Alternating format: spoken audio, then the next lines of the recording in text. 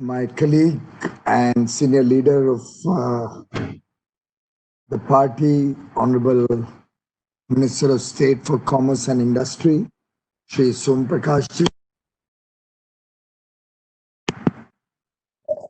my very good friend, Shri Chandrajit Banerjee, Director General of CII, somebody who has supported our various efforts for bringing back the mood of the nation into economic progress, working towards a $5 trillion economy, and working very closely as a bridge between government and industry to ensure seamless flow both during COVID and preparing the nation in the post-COVID world. Shri Talin Kumarji, the CEO of Government e-Marketplace, very, very dedicated and committed senior colleague in the government. And as I was hearing him speak about GEM and the significant changes that are being done, I felt very proud that in government, in such a short period of time, he has been able to bring about game-changing improvements to customize or meet the needs of customers and make the entire process of GEM much, much better experience for all its users. Thank you, Talinji, for all the good work that you are doing, you and your team. Shri Dr. Rajiv Khanpal, the CFO of Government e-Marketplace, Madam Renuka Singh and all the other distinguished participants in this National Public Procurement Conclave 2020, celebrating 5 years of GEM. In fact, even though it's a Sunday morning, Chandrajit, you rightly mentioned, I'm delighted to hear about the massive participation on this program.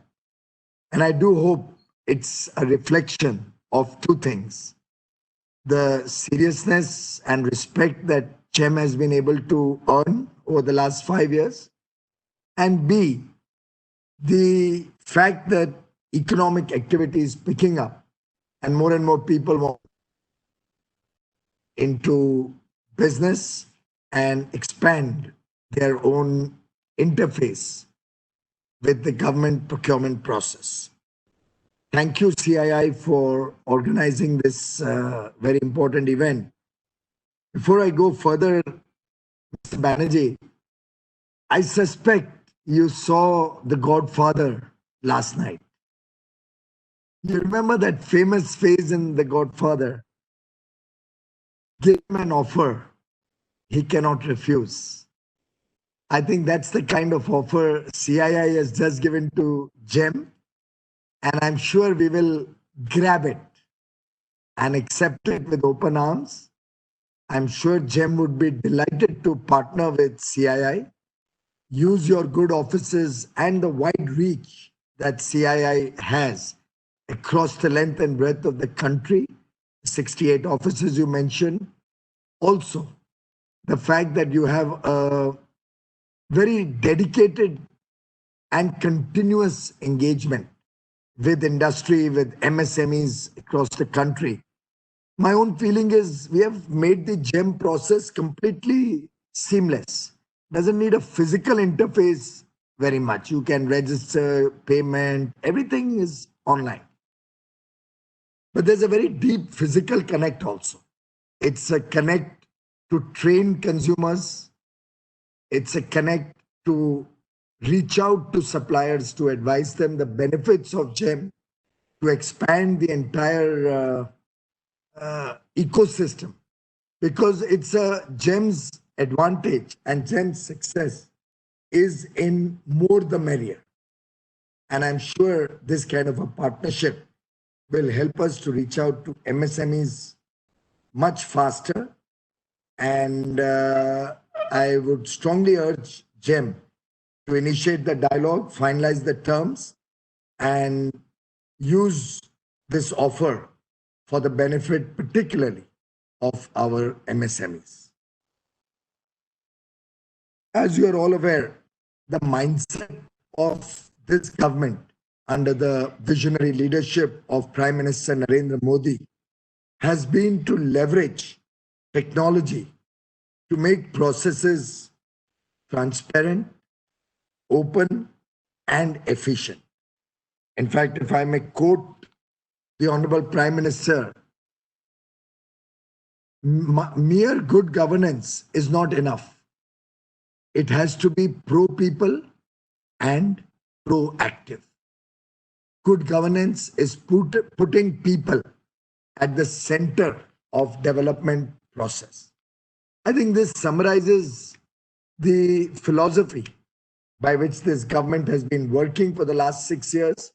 It has been a continuous effort to reach out to all segments of society, particularly the marginalized sections of society who have been deprived of even the basic amenities for so many years.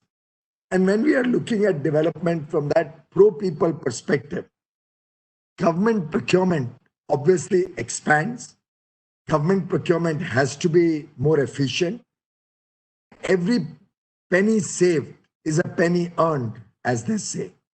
So every rupee that the government can save through greater competition, through transparency, will help us serve the people even better. I mean, I still remember the days when an erstwhile Prime Minister had sadly made a comment that for every rupee that the government spends, only 15 paisa reaches the poor.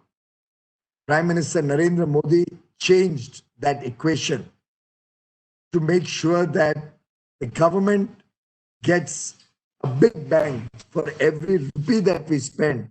We ensure that every rupee is spent for public good.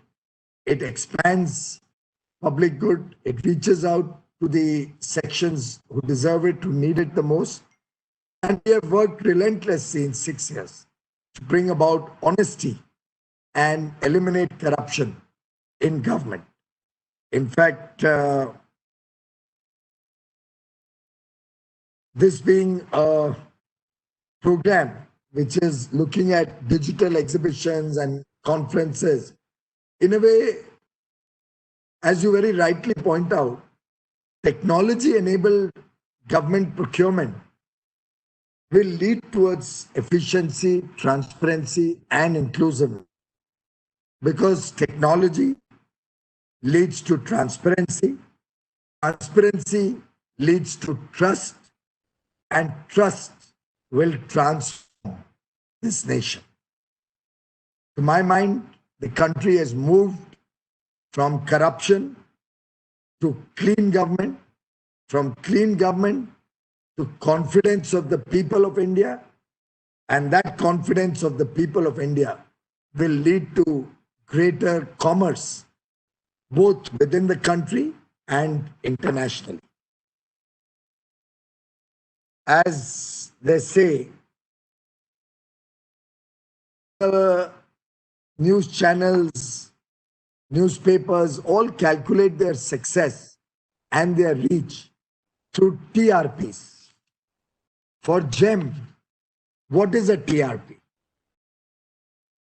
For GEM, TRP is trust, reliability, and prosperity. If we can earn the trust of the people of India in government procurement, if we can ensure reliable supply of good quality products in a timely and competitive manner, our government is a buyer. It will certainly lead to the prosperity of the nation and the prosperity of 130 crore Indians in the country. For maximum efficiency, we need to have minimum government, and e-governance and e-procurement is certainly a step in that direction. As Mr. Talin Kumar rightly mentioned, our public procurement of government would easily be in the range of $100 to $150 billion. probably more. If you combine all the public sector undertakings, state governments, local bodies, panchayats. I myself find that in the railways, we have at least $10 billion of direct procurement. It could be procurement for the railway operations. It could be procurement for the public sector undertakings under the railways. Could be procurement for our production units.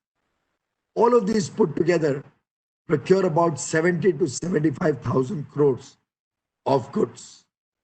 If we add the services that we outsource, it'll become probably even higher. At a later stage, GEM will also move from goods and services to works contracts. And I'm very happy to share with all of you that GEM and Indian Railways are burning the midnight oil, working day and night to ensure that they can quickly move this entire 70,000 crore procurement on the GEM platform. Our own belief is it will save the railways not less than 10 to 15%. It could be a saving of as high as 10,000 crores for greater development, faster development of the railways, better products and services, and wider competition within the country for supply of goods. The railways buys more than 98% of their products and goods and services in India. They are all made in India. We are proud of our Make in India, our Atmanirbhar Bharat contribution, and that having moved to GEM in the next probably 8 to 12 months will certainly become much more transparent, much more seamless, much more easy for people to engage with, much more efficient and faster, and help us to serve the people of India better and more effectively. In fact, if I may share a small story, and I'm going back probably 15 odd years. I remember actually maybe 20 years, if I remember correctly now, somewhere in 1999, I had made a small note and submitted to the government. At that time, we didn't have e-commerce, we didn't have platforms like GEM or any other e-commerce platform. So at that time, what triggered off this note was an information I got from a public hospital of their procurement of some 1,800 numbers. I think so. It's a little faded memory right now, being 20 years old. It was about 1,800 numbers of that kidney-shaped vessel which are used in hospitals, in which surgical instruments are kept. I think we must have all seen that small little kidney-shaped vessel of stainless steel in which they keep all the sterilized surgical equipment. It's used widely in hospitals. Somebody came up to me and said that a public hospital had procured 1,800 of those for 2,000 rupees each. I was aghast. My own sense was it should be available in the market for 50 rupees or 100 rupees. When I went deeper into it, I found that what was done was a small spec was changed from the standard product that was available in the market. So if the kidney-shaped vessel available in the market was of a certain shape, you change the angle a little bit, change the depth a little bit, or make a small amendment in the quality of material, and then it becomes a specialized product. And once it becomes a specialized product, then it needs a whole elaborate process of bidding, shortlisting vendors, in that restricting vendors, because you can say that everybody doesn't qualify to become a vendor, and then cartels can be formed, which can lead to very expensive procurement. I remember making a note 20 years ago suggesting that all government procurement all over the country should come onto a centralized database based on the harmonized system of coding, HSN code, so that every procurement anywhere in the country is known to the whole world. Internet had just come in around that time, 99, 2000. So we had internet at that time. I said it should all be on the internet with the HSN code of the product that you are procuring, so that the whole world can see how much the government of India procures of each product. These same kidney stone vessels, if you look at it across the country, the quantity being procured must be in millions. But that particular hospital was only buying 1800. But if that knowledge was to be available to everybody, that this is required in such large volumes, I think the quality of the product would improve. More people would come in and compete for every government procurement order. And we would be able to actually bring more transparency. Because when on one HSN code, all the data is available in public domain, then you can easily compare that why did one place buy it for 50 rupees and another place buy it for 2000 or even 500 rupees. I feel delighted that in some sense, GEM has gone far beyond that in its ability to provide information to the world about what products are used in what quantity. Now he just mentioned that from 1st July, all procurement prices have been made public so that the world will know at what price a particular product is being bought. And should this cup in which I am drinking water and Chandrajit is drinking tea be bought at a ridiculously high price by anybody in government, it will immediately show up in the GEM portal as an outlier which needs to be investigated.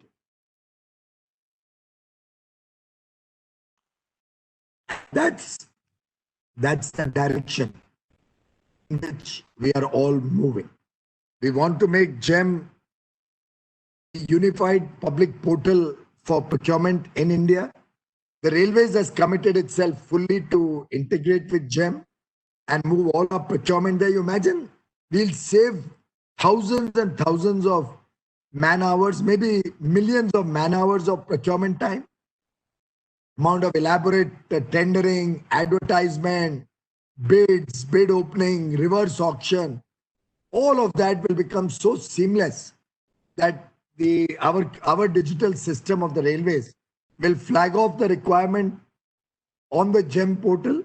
It will be available for the whole world to see. More and more people will be enticed to register on GEM as suppliers. They can bid for this order on GEM on real-time basis. It's one of those which has a reverse auction that will be carried out on the GEM portal, and supplies can start. Those who fail to supply or are bad in quality will be blacklisted, not only on GEM, but will be blacklisted throughout the government system. We'll ensure that the entire government system does not entertain this company anymore or such suppliers anymore. I've also asked GEM to make sure that we catch the entire ecosystem. So if one company is a failed supplier, cannot be trusted, gives bad quality or high prices, then all his group will be verified and notified to the entire government ecosystem so that people can beware of such bad suppliers. I think this will lead to better quality products in government and more honest procurement in a big way.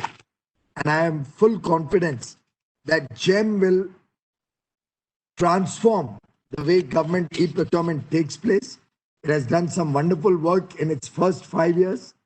A large part of this period was also a developmental initiative, was also popularizing the concept. They faced a lot of resistance, as is bound to happen in such a project. But I must say that under the leadership of Prime Minister Narendra Modi, who has taken personal interest to make this program a success, who's given a lot of wonderful guidance and suggestions to Taleen, to me, to our entire team from time to time to improvise processes in GEM, make them far more simple, make them friendly for our MSME sector. I am confident that GEM will be able to unlock significant value and help channelize resources, greater resources for public good, for the various development schemes and projects that the government is taking up.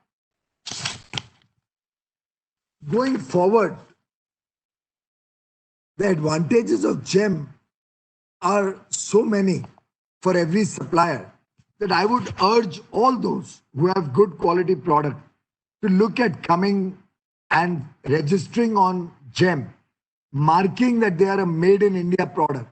But that's going to be an essential part of public procurement going forward. All contracts up to 200 crores are now going to be with preference for made in India product, reserved for made in India products, unless it can be verified and validated that that product is not available in India. But the moment that happens, we'll publicize it. And I think GEM should also play a role in publicizing all those products which are not made in India, but are required in India in a big way, so that we can encourage our entrepreneurs to plan to make those products in India. Just like we are doing in the railways, we've identified all products which are yet being imported and are working through RDSO to develop new vendors for those products. Since I have a number of suppliers, I'm happy to share with you that we have taken certain game-changing reform measures in railway vendor registration also. A number of products are being moved out of vendor registration. So mostly safety items are being kept for vendor registration. Otherwise, we'd like everybody to participate in public procurement in railways.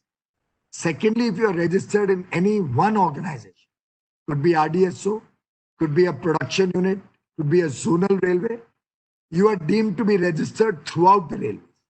You don't need to have separate registration at different production units or zones.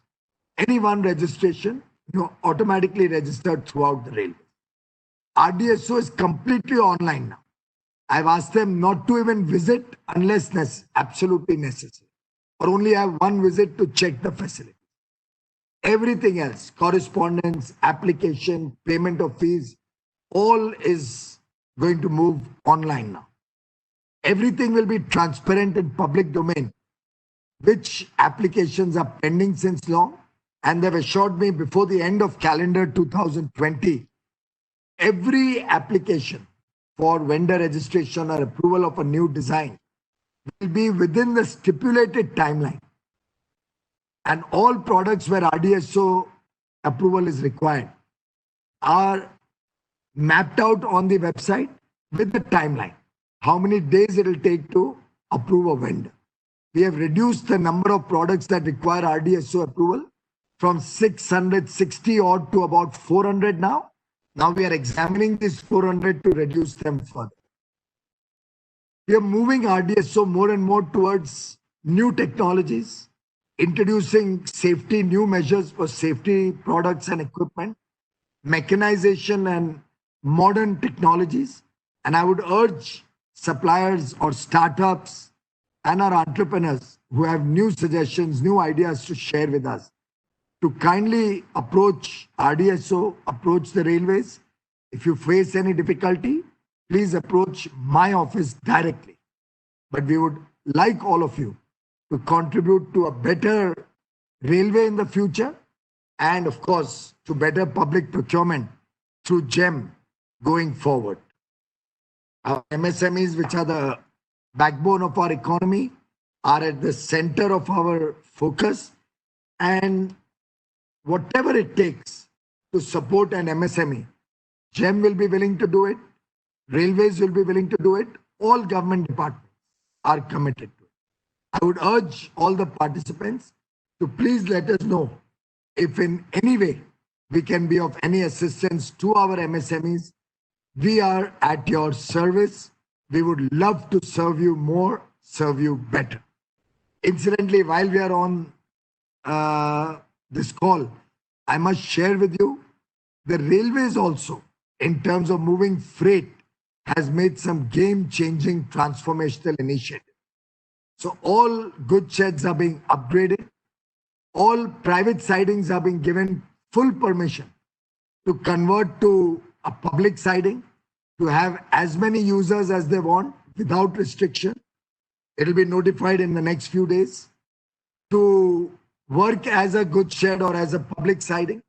No extra charges are being asked from them for converting to public siding. The speed of freight trains has doubled from 23 kilometers per hour to 46 kilometers per hour. In the last 12 days, we have moved more material per day than we moved last year on the same day. So just I can share with you yesterday's information. It's very exciting. It's encouraging and builds up confidence. Yesterday, the freight train speed was 47.41 kilometers per hour, as against 23.44 same day last year. Chandrajit, that's 102% faster. And we plan to continue it even afterwards, even after passenger trains keep starting increasing or getting back to the system. Freight will be now timetable trains, and you will get goods moving from, let's say, Mumbai to the Northeast in 2 days or 2.5 days compared to 7 days earlier. That is going to be the transformation that we will commit to our customers. At some stage later on, I'm going to have committed timelines delivery with a cashback if we don't deliver on time, somewhat like Domino's pizzas. We have parcel trains running on several routes across the country, and I would encourage more and more people to use our parcel trains. Incidentally, my wife just told me yesterday that she had spent some 28,000 rupees on sending some material by truck from Mumbai, my Mumbai home to my Delhi home.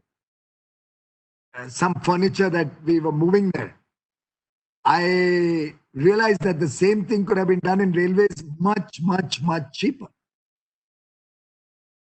So I think recently she was telling me she's spent 8,000 rupees on sending some material from Mumbai to Delhi by railway, which otherwise she would have had to spend about 17 or 18,000 rupees. It was not a full truckload, smaller amount.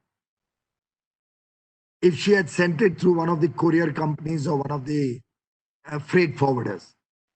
So Railways is offering you very, very attractive options of small quantities, large quantities, bulk, packaged goods. We are upgrading our goods sheds, our parcel depots. And if any of the stakeholders has more suggestions or particular problems, please do let us know. We now have a business development unit in every division. So instead of you coming to us, we will come to you to solicit your business, because as they say, customer is king. And all of you who can use the railways, I would urge you to explore that. Good news is, yesterday we loaded 2.99 million tons, which is a 6% growth over the same day last year. So the economy is coming back into shape. Our entrepreneurs, our business people, our industry has shown resilience, has brought back economic activity to reasonably high levels once again. And let me assure all of you, this government stands with you shoulder to shoulder to help you revive your businesses, to help you make your businesses more competitive, more efficient, and serve not only the needs of India, but become a global player in a much larger way through the Atmanirbhar Bharat package and several other initiatives before and after Atmanirbhar Bharat package.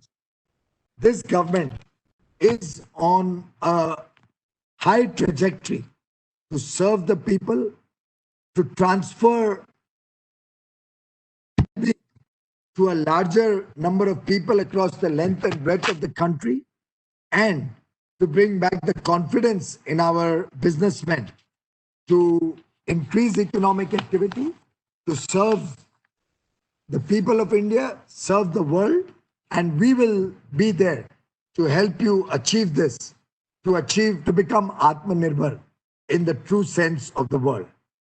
I wish CII and others will spread the awareness and message among all so that we can get more and more people back to business, and we can get more and more people to use the railways, and obviously in this very important public procurement conclave, we can get more and more businesses to register on GEM, to become suppliers to the government on GEM. This is wonderful news he gave, that delayed payment also you get interest if anybody delays. What better can one offer? So government is open for business. GEM is waiting for you to play the bridge between business and government, for you to supply to government your products of high quality at competitive prices in an honest, transparent manner. I invite all of you to participate in this national mission that GEM has set out to achieve. Thank you very much, ladies and gentlemen. Please stay safe, stay healthy, take care of your and your near and dear ones, care of using a mask whenever you are in public or a face cover. Ensure you maintain social distancing. Let's not get careless. We are not over COVID as yet, but certainly let's not allow it to intimidate us.